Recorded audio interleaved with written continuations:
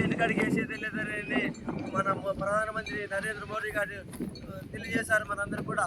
ఇదే కాకుండా 26/11 ఏదైతే ఉన్నదో, ఏదైతే జరిగినాయో బాలాకోట్ దాడులు అయితేనేమి, పుల్వామా దాడులు అయితేనేమి, వీటన్నిటికి కూడా మనము నిదర్శనగా మనం కొట్టడము, అటాక్ చేయడము, మన మీదకి వస్తే మనం ఏందనేది ఈరోజు మన ప్రపంచమే మనకల్లా ఎదురు చూసే స్థాయికి మనం వెళ్ళాము. ఈరోజు అదే ఆర్థిక వ్యవస్థ ప్రపంచంలోనే 4వ స్థానంలో ఉన్నాము. గత 2014 నుంచి ఏదైతే ఉన్నదో 2024 వరకు కూడా మన ఆర్థిక స్థితిగతులు ఏంటనేది మనం ఒకసారి చూసుకుంటే, ఆ ఆర్థిక స్థితిగతులలో మనము ప్రపంచంలోనే 4వ స్థానానికి మనం వెళ్ళాము. అది మునుపు మనం ఒకసారి గుర్తు చేసుకుంటే 25 స్థానం నుంచి 4వ స్థానానికి మనం ఎగబాకి మనం ఈరోజు ముందంజలో ఉన్నాము.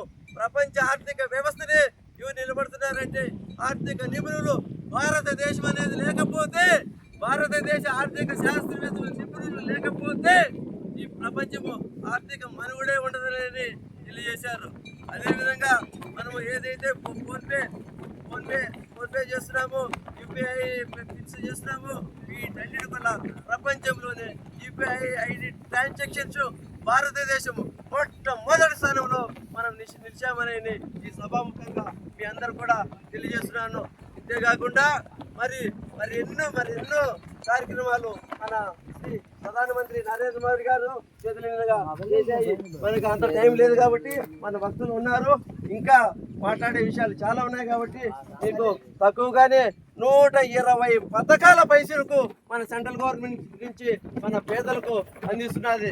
ఏది ఒకటి రైతు మిత్ర అయితేనేమి, పేదల సేవ అయితేనేమి, సంకల్పం అయితేనేమి, ప్రతి ఒక్క దానికి కంకణం కట్టుకొని స్వచ్ఛ భారత్ కార్యక్రమం అయితేనేమి, ఇలా కార్యక్రమాలన్నీ కూడా పేదల కోసమే చేసి వీళ్ళను భారతదేశాన్ని ఒక ముందంజలో నడిపించి అభివృద్ధి పథంలో ముందుకు దూసుకెళ్తున్నది.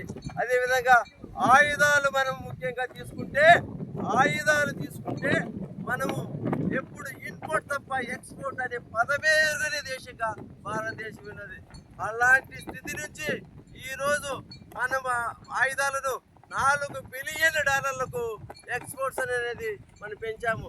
ఆకాశ్ మిసైల్ కావచ్చు, ఇలా క్షిపణులు, చాలా క్షిపణులు అయితేనేమి, ఆయుధాలన్నింటినీ కూడా కర్మాగారాలను పక్క దేశాలతో ముందు పెట్టుకొని డీల్ కుదుర్చుకొని మన భారతదేశంలోనే ఆయుధాలను తయారు చేసి ఎక్స్పోర్ట్ చేస్తున్నాము అని అంటే మనము ఎంత డెవలప్ చెందినాము అనేది ఒకసారి మనం గుర్తు చేసుకోవచ్చు.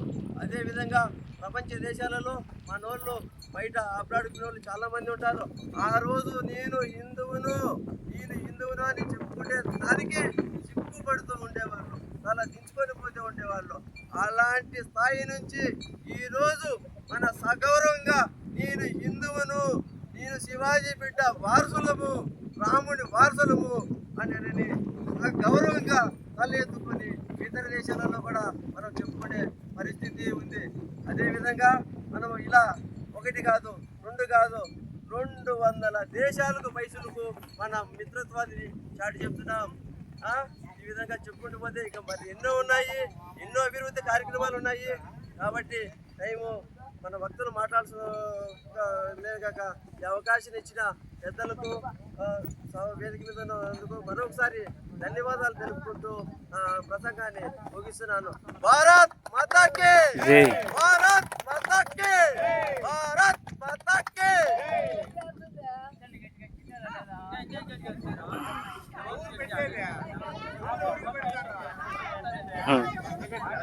అందరూ ఆకలిపై ఉన్నారు. 5 నిమిషాలు నేనే ఆయన అన్ని మాట్లాడేశాడు, అందుకనే నాకు మాట్లాడే అవకాశం కూడా ఇవ్వలేదు.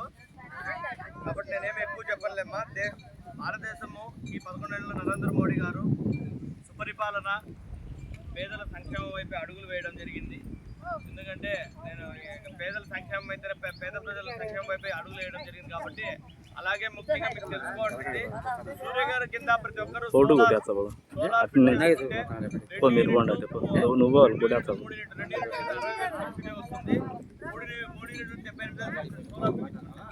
ఆ సోలార్ మనం ఎంత వాడుకుంటామో, ఇంటి కరెంట్ కానీ ఎక్స్ట్రా కరెంట్ వాడితే మనకు 6 నెలలకు ఒకసారి గవర్నమెంట్